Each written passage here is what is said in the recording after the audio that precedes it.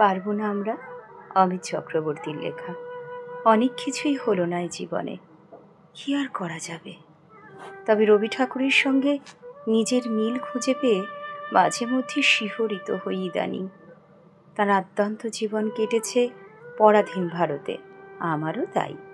তথাকথিত স্বাধীনতার ৭৫ দাঁড়িয়েও শুধু রবি ঠাকুর কেন, মিল আমাদের ১৯৪৭-এর ১৫ই আগস্টের আগে মিলিয়ে যাওয়া সব স্বপ্নের সঙ্গেই।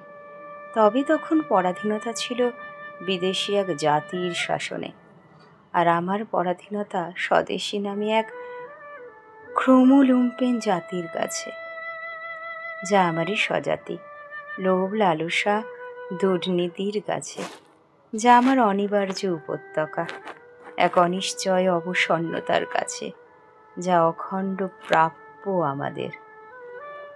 আজকে বলবে সততায় দিল্লি চলো, আজকে বলবে নিষ্ঠায় রক্ত দাও স্বাধীনতা দেব।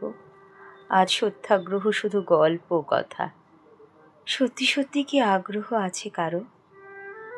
আমরা তো চাটনি প্রসাদে আত্মহারা, ভাতায় ভাতায় খুঁজে মরছি আনন্দ, মেতে আছে প্রগল্ভ উৎসবে।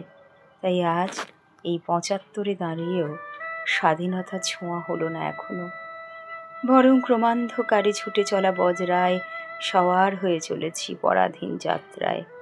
চাপা ক্রোধ, মাপা ক্ষোভ আর অসীম ভয়ের কাছে আমাদের দাসখত। একবার ঘোরাতে চাই বজরার মুখ স্বাধীন আলোর দিকে, একবার তুলতে চাই অবনত শির পাখির ডানার দিকে, একবার সোজা করতে চাই শির দ্বারা আলম্বের দিকে, একবার ভাতার প্রলোভনে লাথি মেরে উপার্জন করতে চাই ভাত কাপড় ছাদ, একবার চাই সমূহ অন্যায়ের বিরুদ্ধে সমবেত অসহযোগ আন্দোলন, একবার সপ্রাণ ভালোবাসায় গেয়ে উঠতে চাই, ওগো মা তোমায় দেখে দেখে আঁখি না ফিরে।